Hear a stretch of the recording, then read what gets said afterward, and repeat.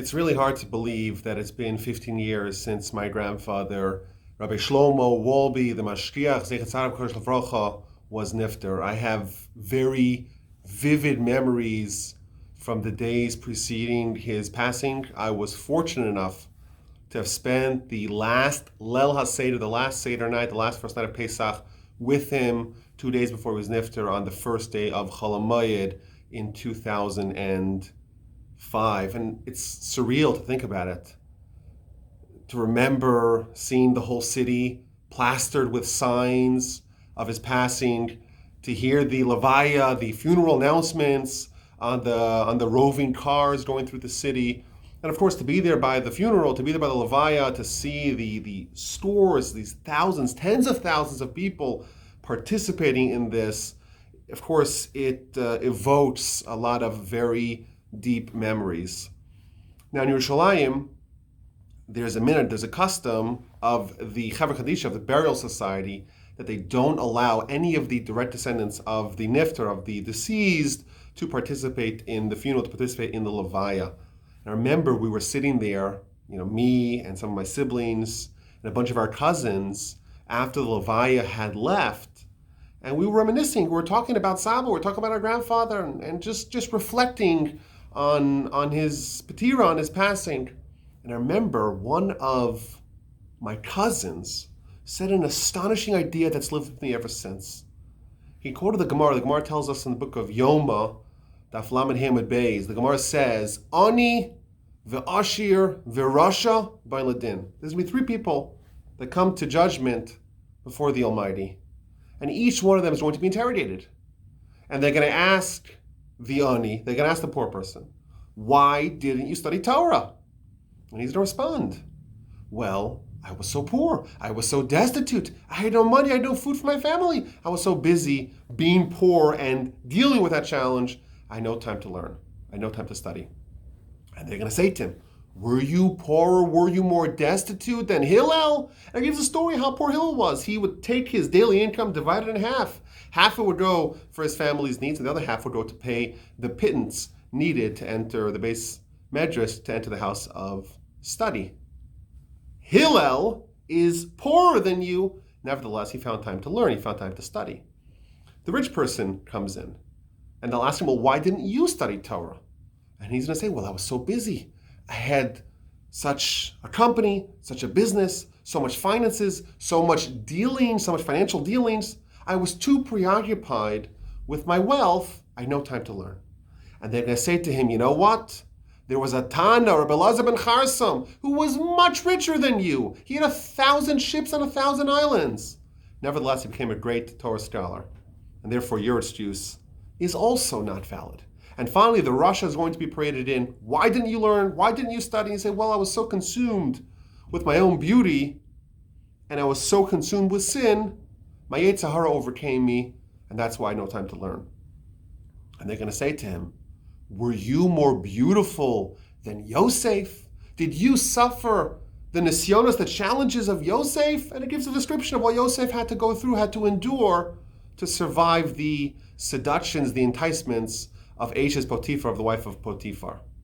And the Gemara ends, the Talmud ends, Nimtza, Hillel Machayev es Aniyim. Hillel is going to obligate the poor people. He's going to obviate their excuse. He's going to dispel their excuse, and therefore they're no longer going to have anything to stand on, and he's going to obligate them. Rabbi Elazar ben Charsam, Machayev es Ashirim, the great rabbi who was very rich, he is going to obligate the people who are rich.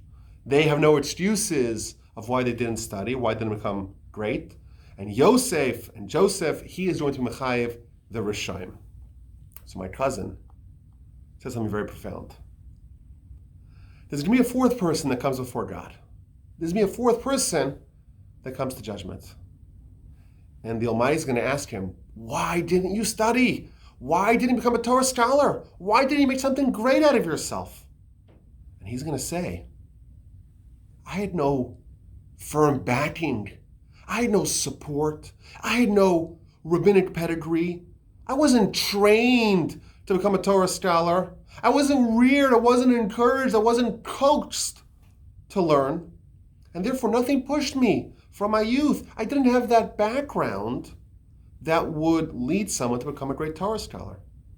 And they're going to say to him, says my cousin, they're going to say to him, did you have a weaker background than Harav Wolbe, than Rabbi Wolbe, the Mashgiach Zatzal? Did you have more obstacles to overcome to become great than he did? And the Almighty will delineate, the Almighty will list all the challenges that my grandfather had to become great. And it turns out that Saba, that our grandfather, is going to dispel the excuse of someone who says, I have no background, I have nothing that propelled me, there was nothing that was pushing me to become great, and therefore I didn't become great. Saba is going to dispel that excuse. And if you reflect on his life, it really raises an important question. How indeed did someone with such a scant background in Torah, how did he become so big? How did he become so great? How did he become the de facto transmitter of Musar from before the war in Europe, from the great yeshivas in Europe before the war, to afterwards? How did he build great yeshivos? How did he write his magisterial works, his magisterial svarim? How did he become the quintessential Talmud, the quintessential student of Rabbi Yerucham Levavitz?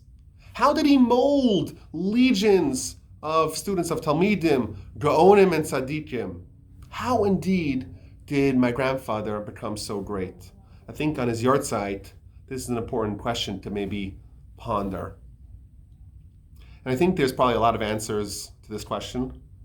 If you look at the introduction to Alei Shur Chelik Aleph, to the first volume that my grandfather wrote in 1966, it was published, he writes a tribute to his mother, Rosa Rivka, her name was, and he writes, quote, it's only thanks to her Mesiras Nefesh, only thanks to her self-sacrifice for his education, i.e. for the author's education, to fulfill mitzvos, to study Torah. That's the only reason why he achieved this level. A woman of rare beauty, a beauty of midos, a woman of rare yiras Hashem, fear of God, of pitchus, of insight, of yisurim, of suffering. He attributes his success, he attributes his greatness to his mother. And I think that was a theme in his life, that he would always be very humble to not ascribe any of his own successes to his own hard work. In fact, when I merited to learn in a yeshiva that was headed by some of his Talmidim, and I was there in Israel, in Yerushalayim, at the latter years of his life, so the mashgiach of our yeshiva was a close Talmud of my grandfather. He used to go visit his Rabbi, he used to go visit his teacher. And he would always inquire, how are my grandchildren doing? And the mashgiach would, I think, quite charitably say, well, they're doing really well. And my grandfather said, you know why? It's because their father, i.e. his son, his sandik, by his bris, was a Chazon Ish. So the mashgiach of our yeshiva would say, well, what about you? What about their grandfathers? No, it's because it's all in the merit of others. I think that's an interesting way to look at it. That, he was always someone who was deflecting, accepting credit for his own greatness. But if I could speculate my own personal thoughts on this issue, how did my grandfather become so big? I think there's a theme that is strung throughout his life that maybe would give us an insight and a very valuable lesson, how he became great and how we too perhaps could become great ourselves. And that is, he had an incredible knack of seizing spiritual opportunities. He was always ready to jump in whenever there was an opportunity, whenever there was some chance to do something great, to achieve something great. When it presented himself, he plunged in. He took the initiative, he pursued it, he took responsibility, and he did it. And there's many, many stories of this throughout his life. When he was 16 years old, what do 16-year-old German kids, what are they into? You imagine not a lot of great works coming out of German 16-year-olds. When he was 16, what did he do? He wrote a book in German on Avodas Hashem. An amazing insight. A small child, essentially, a young teenager, an adolescent, is taking the time to write down, to organize his thoughts. How do I do my avodas Hashem properly? And he was someone also who ended up in yeshiva. And this was not something, a career path, if you will, that was envisioned for him, certainly not from his background. He goes to yeshiva. And then he goes to one yeshiva and he ends up in a second yeshiva, of course, the Great Mir Yeshiva. This was all because he took initiative. And I think, kind of studying his life, you see this appear again and again. During the war, for example, he spent 8 years in neutral Sweden. And these years are some of the most formative years of his life. Now, he used to always tell us that Sweden is a country, is a place where yeshiva baruchim would go and become corrupted almost overnight. You have Tamil Chachamim, you have even rabbis that would come there, and right away they would get ruined, they would get corrupted. He comes there, and the first thing he does, he opens a Beis HaMusar. He opens a shul. He takes the book that he had written previously as a teenager in German, he translates it into Swedish. He studies Swedish to be able to help, to be able to influence, to be able to teach the people around him. He translates it, he expands it in Swedish. And he himself testified that the thing that kept him strong to maintain the lessons of his teachers in Sweden was that every single day he studied Musar. Every single day without fail, he would take the lessons integrated into him by his teachers and deepen them and study them.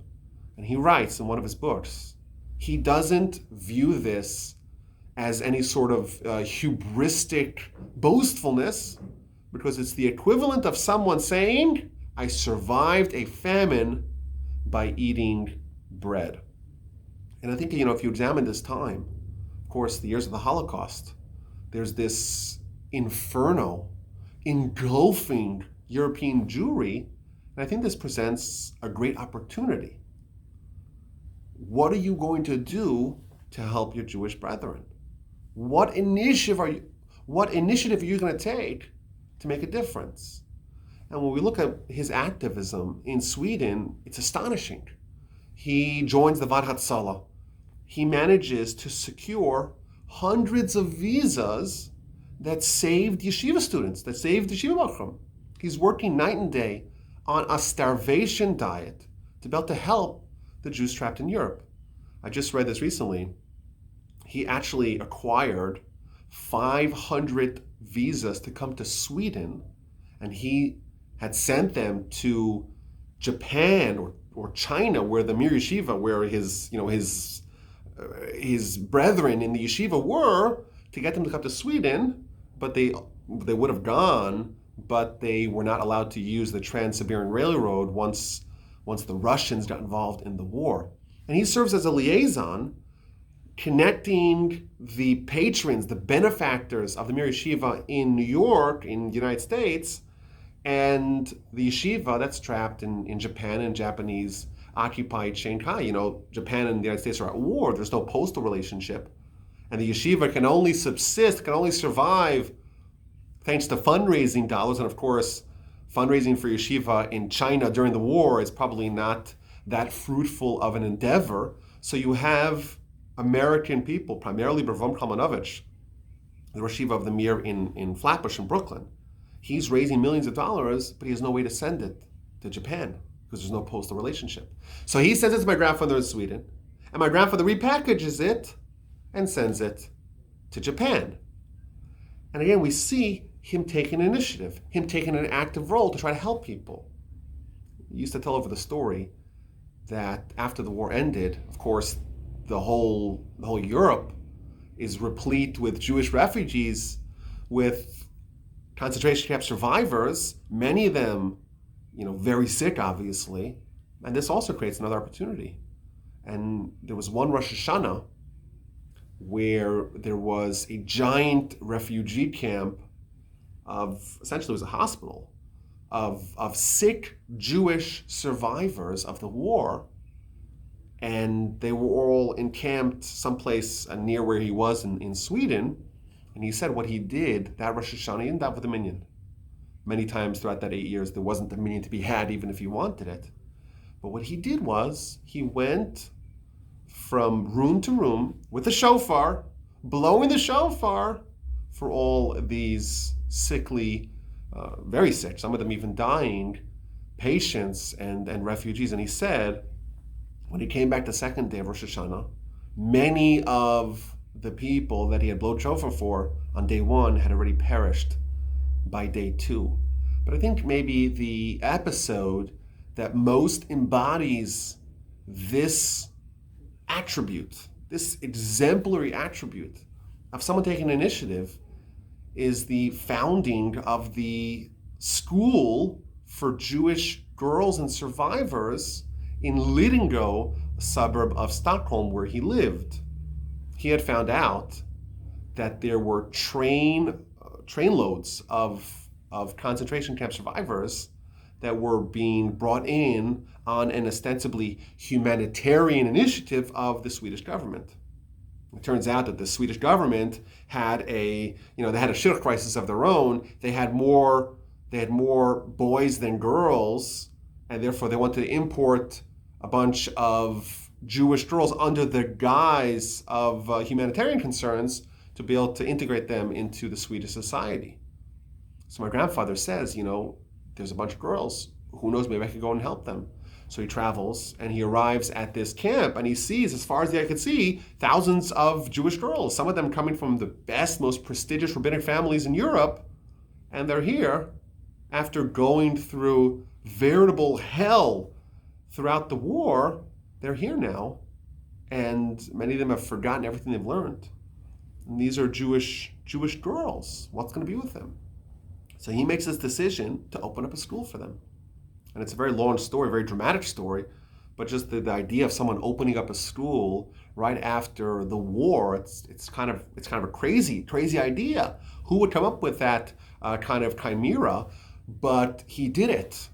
And indeed, there were hundreds of Jewish girls that were trained in this Beis Yaakov, if you will, this school that he founded. He didn't run it, but he had founded it because he had this capacity to see an opportunity to do something when there was a need for something to get done. You have these 8 years that he's largely isolated. He is in seclusion. He's lonely. There's no one around to be with him. He's in this barren wasteland of Sweden. And for most of his peers, most of the people that were trained in the yeshiva world in Europe, they go there and that equals a spiritual death sentence for them. For my grandfather, for Saba, this is an opportunity to become someone great. These trying times really bring out different kinds of people. Some people will say, you know what? They throw up their hands in the air, they give a big sigh, they give a krecht, and they say, oy vey, this is terrible. I wish I could do something about it. I always think, what would we do if we were in the United States during the Holocaust? Would we be like Rabbi Avram Kalmanovich or Rabbi Weissmandel to invest Herculean efforts to try to save as many of our Jewish brethren as possible?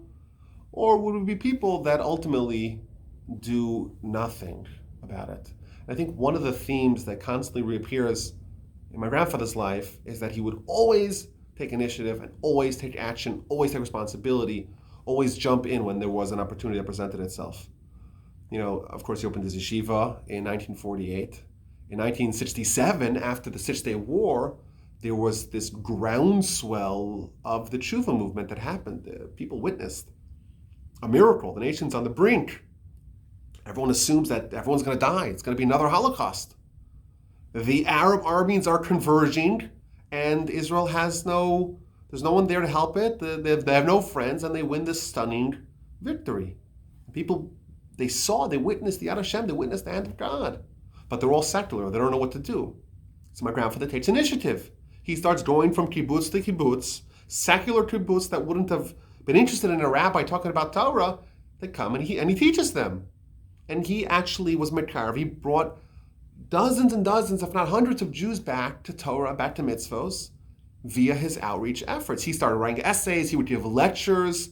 He actually, after the Yom Kippur War, he actually traveled to Egypt to give speeches to Jewish soldiers that were across the Suez Canal in Egypt, again we see there's an opportunity. He jumps on it. I was reading today the introduction to Alei Shiur Chelet Sheni, the second volume of Alei Shiur, and he writes something again along these lines. He says this book, he calls it himself, it's the Shulchan Aruch.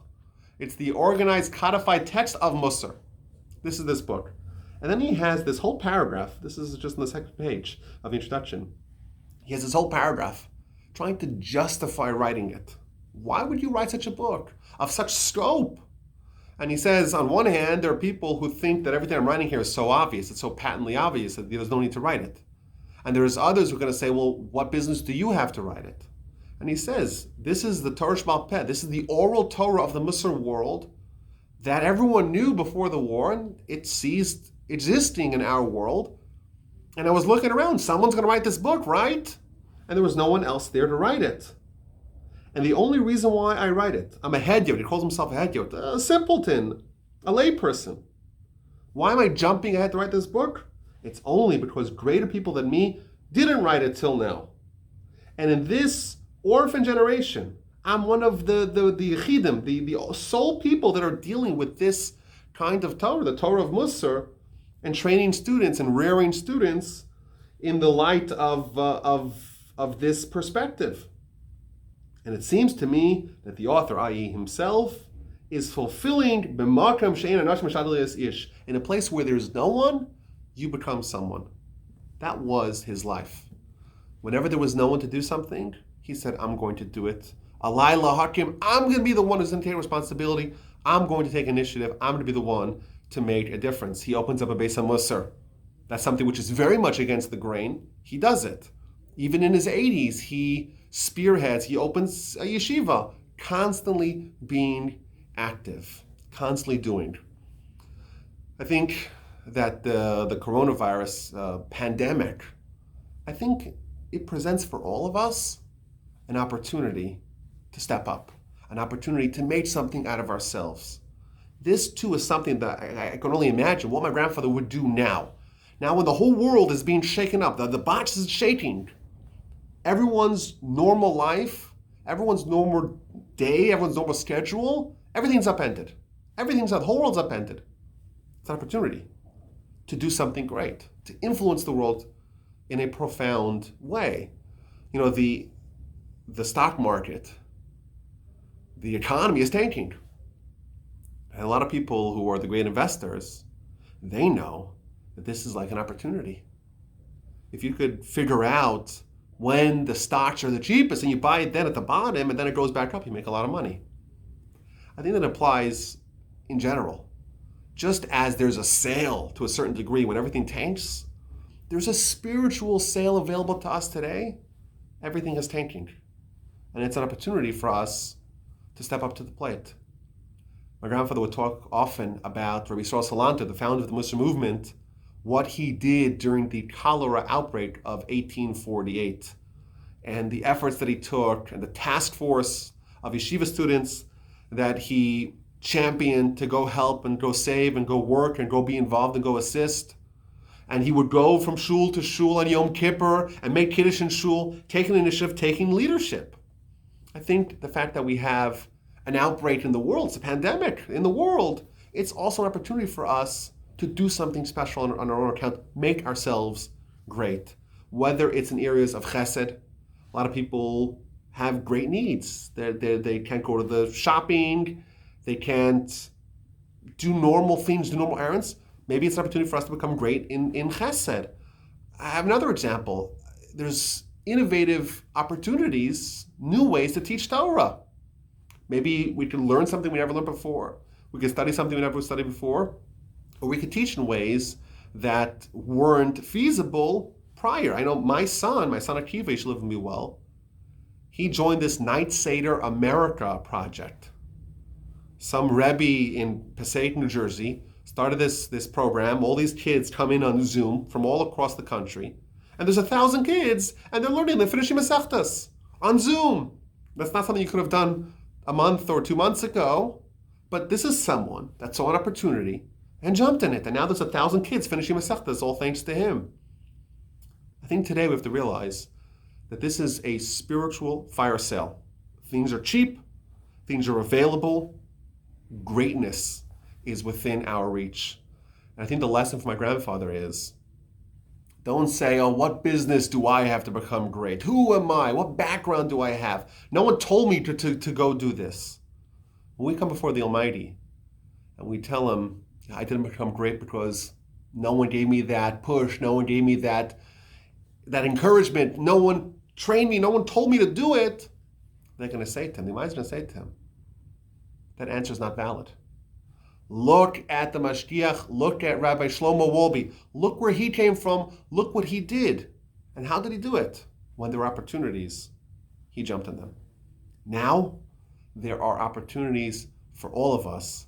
May we all seize those opportunities, jump on them, and become great ourselves.